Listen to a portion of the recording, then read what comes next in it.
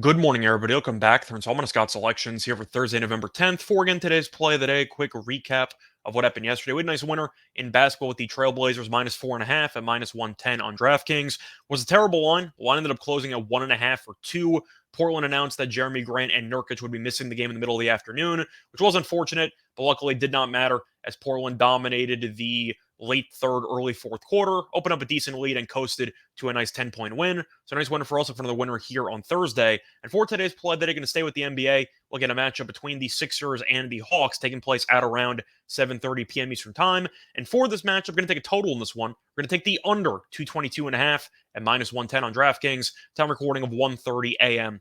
Eastern Time. Covered reasons why I like the under in this matchup. First reason, looking at Philly offensively, the team's been a train wreck ever since James Harden got hurt. Makes sense. He's getting paid a bunch of money, and now he's not active. And the supporting cast, let's just say, is not great.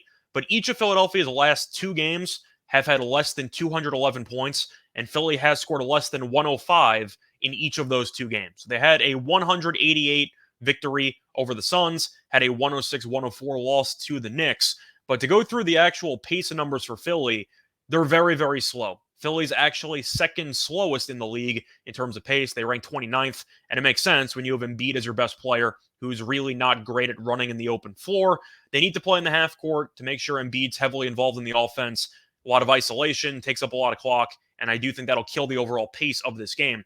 Plus, the last three games, both teams have been very good defensively, mainly for Philly, maybe because of the fact that Harden's been injured and he's a really bad defensive player. But Atlanta's been good defensively, despite the terrible showing against Utah yesterday. But Atlanta, in the last three games, ranks fifth in the league in defensive rating, while Philadelphia ranks seventh. So both teams have been better lately defensively, and I think that should translate to a lower scoring game in this matchup. And I kind of alluded to it a second ago. Atlanta did play Utah yesterday, which means it's playing the second night of a back-to-back. And it is a bit concerning, besides fatigue, that Trae Young was questionable for the game against Utah with a leg injury, actually missed the Milwaukee game because of it. He ended up playing, but I am kind of wondering if Atlanta might give him the day off because he might be playing a back-to-back off of a leg injury. So there is a chance that Trae Young does not play in this matchup or maybe gets limited minutes, which of course benefits the under. But I do think Atlanta, who tends to play a bit more up-tempo on the second of a back-to-back against the Philly team that really wants to slow the pace down, I think this game will be played at a slower pace than people anticipate, which should result in less possessions and less overall points. Plus, to go through the head-to-head, a lot of the recent meetings have been lower scoring.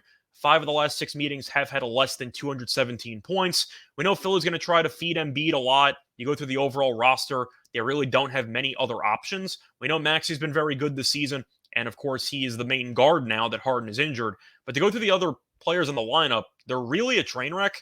And to go through everybody, of course, you have Embiid, you have Maxey, you have Tobias Harris, who is a pretty mediocre player. He's a pretty streaky player, hit or miss, usually miss. You have PJ Tucker, who does nothing offensively besides stand in the corner all day. And you have Melton, who's been terrible since joining the starting lineup.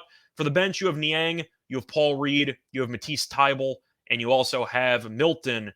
It's really just an awful supporting cast, and I do think Philly's going to struggle offensively since Atlanta, with DeJounte Murray potentially guarding Tyrese Maxey the entire game, I do think that Philly might struggle, especially from the guard position, to generate many great looks. But to go through the overall case once again, Philly without Harden's been a train wreck offensively. However, they have been very good defensively. They still play at a very slow pace because of Embiid. Atlanta might be tired because of a back-to-back, and maybe Trae Young won't play. And 5 of the last 6 meetings have had less than 217 points. I do think this number of 222.5 is too high. I expect more under money to come in, and I think this total should probably close somewhere around 220.5. But for this number, I think it's a little large. I'm going to take the unders. Play that once again here for Thursday, November 10th is going to be on the Sixers and Hawks under 222.5 at minus 110 on DraftKings. Bye, everyone.